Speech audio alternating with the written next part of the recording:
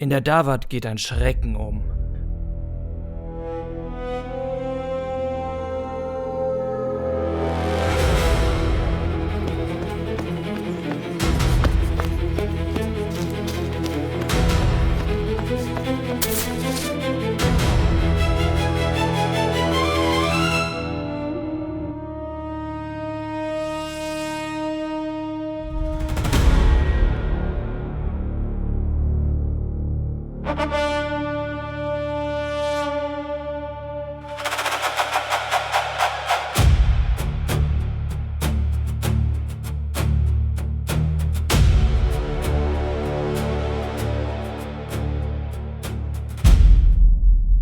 Willkommen bei Stein und Schatten.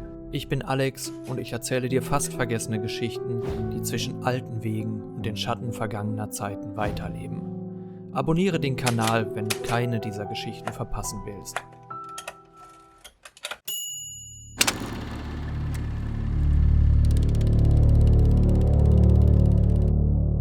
Nördlich von Ascheberg gibt es einen uralten Wald.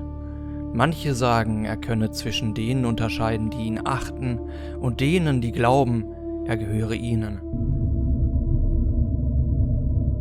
Zwischen Davensberg und den flachen Weiten des Münsterlandes liegt die Dawat. Ein Wald, der ruhig wirkt, beinahe gleichgültig und stoisch gegenüber dem Wandel der Zeit.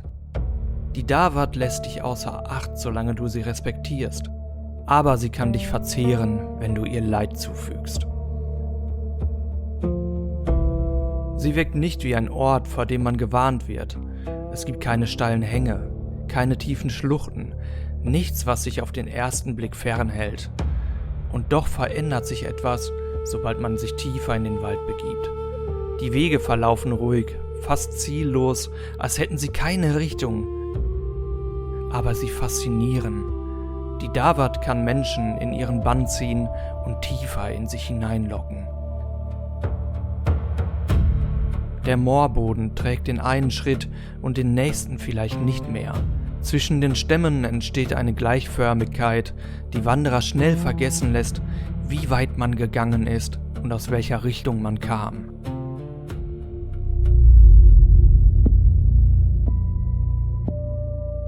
Am Rand dieses Waldes stand die Burg Davensberg, von der heute nur noch ein Turm geblieben ist. Er ist das Überbleibsel einer Anlage, die einmal wesentlich größer war. Die Zeit hat einen Ort verzehrt, mit dem eine Geschichte verbunden ist, die sich hier noch immer herumspricht. Mahnend steht sie der Zeit entgegen, ebenso wie der Turm als ihr stiller, aber noch greifbarer Zeuge.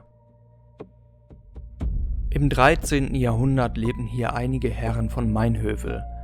Ein westfälisches Adelsgeschlecht, das sich an den Rand der hiesigen Wildnis gebunden hatte und heute erloschen ist. Sie ließen sich an der Stelle nieder, an der das Land noch berechenbar war. Direkt dahinter begann die Dawat und schmiegte sich wie ein drohender Schatten an das angrenzende Land. Einer von ihnen, mancher vermutet heute, es sei Rudolf Mainhövel gewesen, ist der Region besonders in Erinnerung geblieben.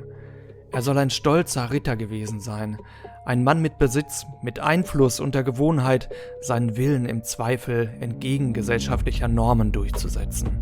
Und er hatte eine Leidenschaft, die ihn immer wieder aus der Sicherheit des Ortes hinausführte: die Jagd. Die Jagd war für ihn kein gelegentlicher Zeitvertreib, kein bloßer Ausgleich gegenüber anderen Pflichten. Vermeintlich niederen Kreaturen des Waldes das Leben auszulöschen, glich einer Sucht. Der Dawat entriss er ein ums andere Mal ihre Schützlinge. Er ritt zur Jagd, wenn andere arbeiteten, und er ritt, wenn andere ruhten. Irgendwann ritt er auch an den Tagen, an denen man der Natur Ruhe zu bieten hatte. Durch hohe Feiertage ließ er sich keine freiwilligen Unterbrechungen gebieten. Sie gaben dem Jahr eine Struktur, die jeder kannte, und sie erinnerten daran, dass es etwas gab, das über den eigenen Angelegenheiten stand.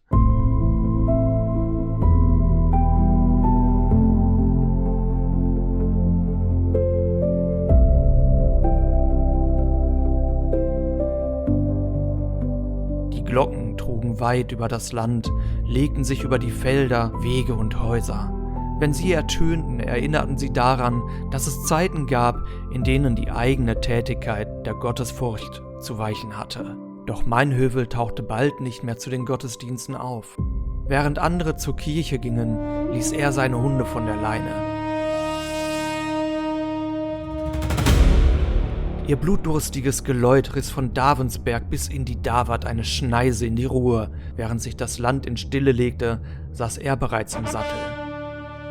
Er tat dies von nun an, bis aus einer anfänglichen Abweichung eine Gewohnheit geworden war. Aus der Gewohnheit wurde schließlich ein Trotz, der sich nicht mehr hinterfragen ließ. Die Warnungen, auch aus seinem eigenen Hause, waren ihm einerlei. Die Davart nahm ihn auf, wie sie jeden aufnimmt, ohne Widerstand. Meinhövel drang jedes Mal tiefer in sie hinein.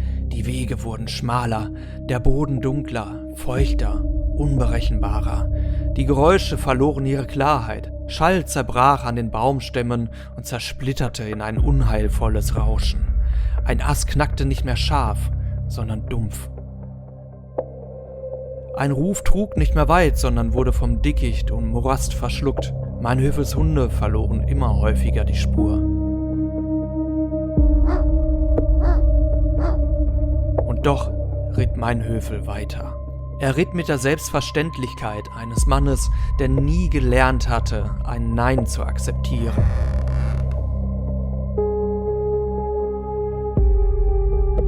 Die Sage erzählt von keinem Kampf.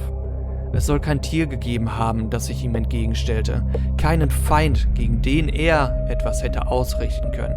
Lediglich gab es einen Moment, in dem etwas kippte.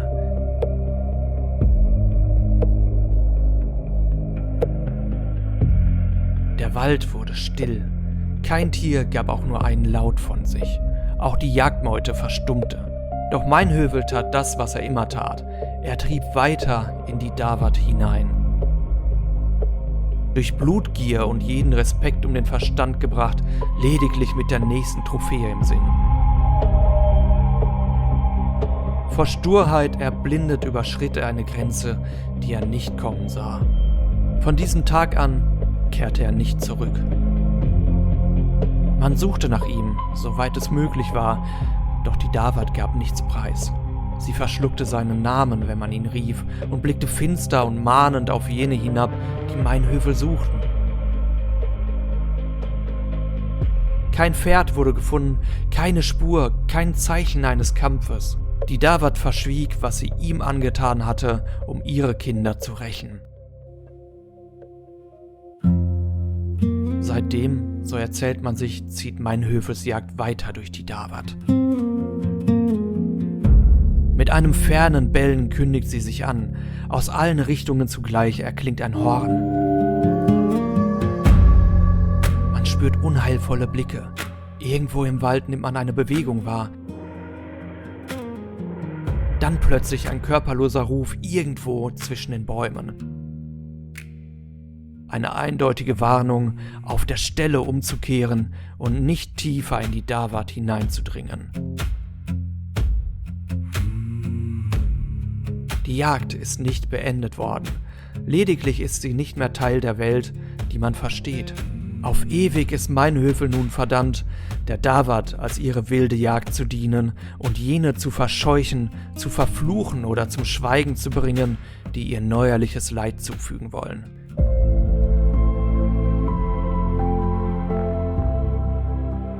Der einsame Turm der Burg Davensberg lässt bloß noch erahnen, dass sie einmal mehr war.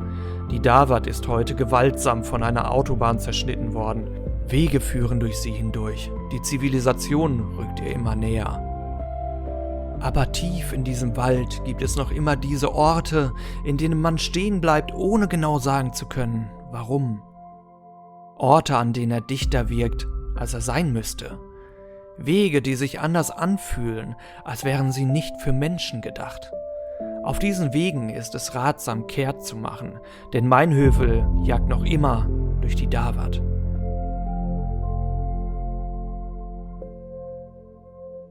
Wenn dir Geschichten wie diese gefallen, lass gerne ein Abo da und begleite mich auf weitere Reisen an Orte, die mehr bewahren, als man auf den ersten Blick erkennt.